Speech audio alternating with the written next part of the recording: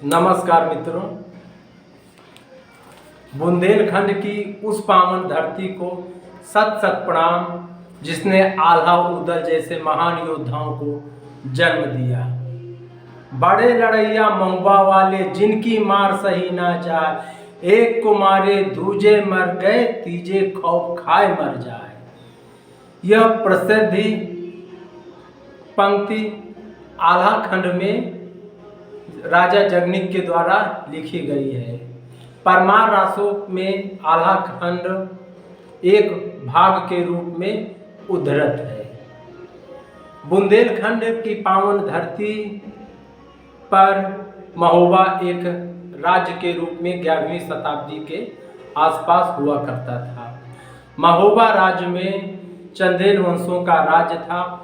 उस समय चंदेल वंश के राजा परमल वहाँ के राजा थे और राजा परमल की सेना में आल्हा और उदल नाम के जो दो योद्धा हुआ करते थे। आल्हा राजा परमल का सेनापति था जो कि एक बहुत बड़ा योद्धा था। आल्हा उदल दोनों माँ शारदा के अनन्य भक्त थे और गुरु गोरखनाथ आल्हा के गुरु हुआ करते थे। बात उस समय की है जब पृथ्वीराज चौहान दिल्ली के राजा थे। यह निश्चित रूप से सत्य है, इसमें किसी भी प्रकार का कोई विवाद नहीं है कि पृथ्वीराज चौहान उत्तर भारत के एक शक्तिशाली राजा हुआ करते थे और एक बहुत बड़े योद्धा भी थे। किंतु हमारे इतिहासकारों ने पृथ्वीराज चौहान का जीवन वृत्तांत लिखते समय अनेक बिंदुओं को छोड़ दिया है, जिसमें महोबा राज्य के साथ लड़ी गई 52 लड़ाइयों का उल्लेख नहीं किया गया है, जबकि यह किया जाना चाहिए। जब तक हम इस भाग को नहीं पढ़ लेते तब तक हम पृथ्वीराज चौहान के विषय में संपूर्ण चीज़ों को नहीं समझ पाएंगे। पृथ्वीराज चौहान की हमेशा से अपने अगल बगल के राज्यों से पटरी नहीं खाती थी। जैसा कि हर राजा चाहता है कि हमारे राज्य की सीमाएं बढ़ें, हमारे राज्य का विस्तृत भूभाग हो, इसीलिए हमेशा से इनका भी अनेक राज्यों के साथ विवाद था। इसी क्रम में इन्होंने महोबा राज्य को अपने अधीन करने के लिए 52 बार अपनी सेनाएं भेजी और हर युद्ध में पृथ्वीराज चौहान को पराजय का मुंह देखना पड़ा, मिला नहीं सके। उसका रीजन था कि बुंदेलखंड की धरती पर जन्मे महान योद्धा आल्हा और उदल। आल्हा एक बहुत बड़े योद्धा थे। वो जब रण में उतर जाते थे तो यही कहा जाता था कि उनके एक ही वार से दुश्मन के 2 टुकड़े हो जाते थे। देखने वाला खौफ खा करके मर जाता था। और आल्हा खंड में कहा गया है आल्हा उदल के बारे में, 12 बरस लकुकुर जिए, 16 बरस यान, 18 बरस छतरी जिए, आगे जो जिए तो धिक्कार। जब पृथ्वीराज चौहान ने 51 बार अपनी सेनाओं को भेजा और अपनी सेनाओं को भेजने के पश्चात उन्हें विजय नहीं मिली, उसी दरमियान पृथ्वीराज चौहान को यह सूचना मिली कि जो राजा परमल हैं, राजा परमल नाराज हुए आल्हा से। और उसका रीजन ये था नाराज होने का कि जो राजा परमल थे, राजा परमल के साले राजा माहिल थे जो दूसरे राज्य के राजा थे, वो अंदरूनी पृथ्वीराज चौहान से अर्थात अपने जीजा से ईर्ष्या रखते थे और वो चाहते थे कि वो अपने राजा परमल का राज्य किसी तरह से हड़प लें। इसी क्रम में वो पृथ्वीराज चौहान को तरह तरह की सूचनाएं प्रदान किया करते थे और गोपनीय जानकारियां पृथ्वीराज चौहान को भेजा करते थे। और यहाँ पर आल्हा और राजा परमल के बीच में खटास पैदा हो, इसके लिए तरह तरह से प्रयास करते थे, किंतु राजा परमल और उनकी रानी का आल्हा उदल के साथ बहुत स्नेह था। राजा परमल की पत्नी जो महारानी थी, वो आल्हा को अपने पुत्र के सरीखा समझती थी, पुत्रवत स्नेह करती थी। किंतु माहिल ने एक बार कुछ ऐसा जाल फैलाया जिसमें उन्होंने राजा से कहा कि आपको अगर आल्हा की स्वामी भक्ति के बारे में आप जज करना चाहते हैं तो उनसे उनका घोड़ा और अस्त्र शस्त्र मांग लीजिए।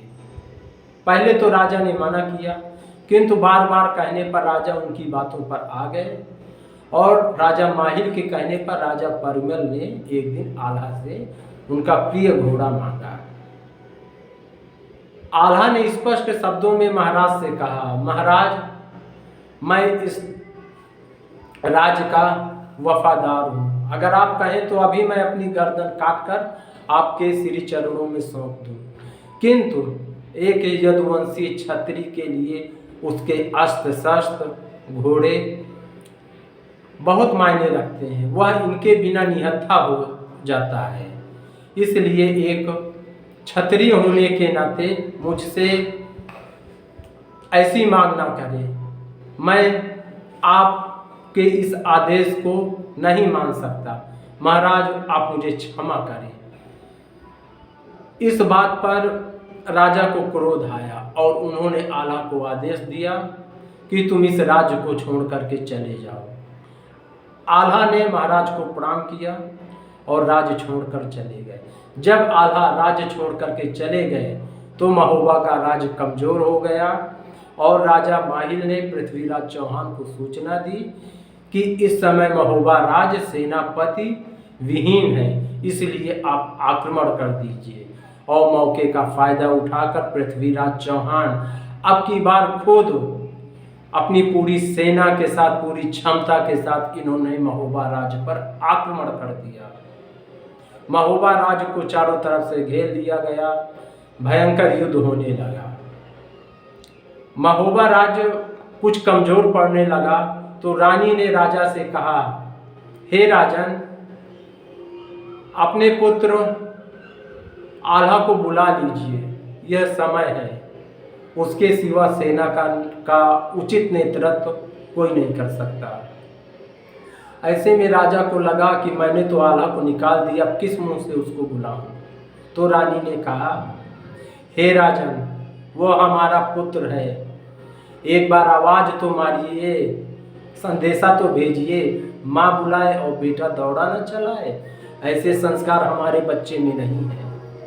राजा का संदेश पहुंचता है, उल्टे पांव आल्हा महोबा के लिए प्रस्थान करते हैं और महोबा आते हैं। महोबा आने के पश्चात सेना की बागडोर संभालते हैं, साथ में उनका छोटा भाई जो उदल नाम से विख्यात है, वह बिल्कुल आल्हा की छाया थे। दोनों भाई आते हैं, दोनों सेनाओं में भयंकर युद्ध होता है।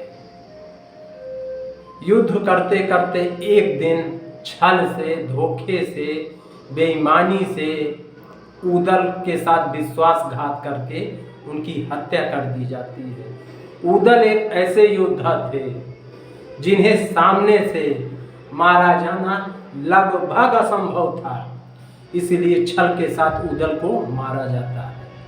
जब आल्हा को पता चलता है इस बात का तो आल्हा का क्रोध जागता है और आल्हा एक रौद्र रूप धारण करते हैं। परिणाम ये होता है कि आल्हा दुश्मनों पर काल की तरह टूटते हैं, पृथ्वीराज से हाहाकार मच जाता है, भयंकर युद्ध होता है, आल्हा से जुड़ पड़ता नहीं। लगभग एक है कि भीषण के साथ आल्हा और पृथ्वीराज चौहान आमने सामने होते हैं। दो योद्धा में टकराते हैं, भयंकर युद्ध दोनों योद्धाओं में होता है और पृथ्वीराज चौहान बुरी तरह से घायल हो जाते हैं। जब पृथ्वीराज चौहान मारने वाले थे तभी आल्हा के गुरु श्री गोरखनाथ जी को बोलते हैं, आल्हा तुम मां शारदा के भक्त हो, इसका अंत तुम्हारे हाथों में नहीं लिखा, इसका अंत एक दूसरे व्यक्ति के द्वारा लिखा हुआ है जो कि विधर्मी है। ये तुम्हारे हाथों मारे जाने योग्य नहीं है, तुम इसको जीवन दान दे दो। आल्हा ने पृथ्वीराज चौहान को जीवन दान दे दिया। यह आल्हा के जीवन की आखिरी लड़ाई थी, किंतु इतिहासकारों ने कहीं पर इस चीज का वर्णन नहीं किया। आल्हा की वीरता को कहीं पर उल्लेखित नहीं किया गया। इसके पश्चात होता क्या है, आल्हा संन्यास धारण कर लेते हैं और इस समय लोक कथाओं में जैसा कि विदित है, आल्हा को अमर माना गया है। आज भी मैहर में मां शारदा के मंदिर में जब रात को द्वार कपाट सब बंद कर दिया जाता है और मंदिर का द्वार खोला जाता है, तो प्रथम पूजन, प्रथम पुष्प अर्पण के रूप में आल्हा को पाया जाता है। यह माना जाता है कि प्रथम पूजन करने मां शारदा की आल्हा आते हैं। आल्हा अमर है। इन युद्धों का यह परिणाम हुआ कि इन युद्धों के परिणाम स्वरूप उत्तर भारत के राज्य, स्वयं पृथ्वीराज चौहान भी ये सब कमजोर हुए, जिसका परिणाम ये हुआ कि इनकी कमजोरी का फायदा विदेशी आक्रमणकारियों को मिला। जय मां शारदा।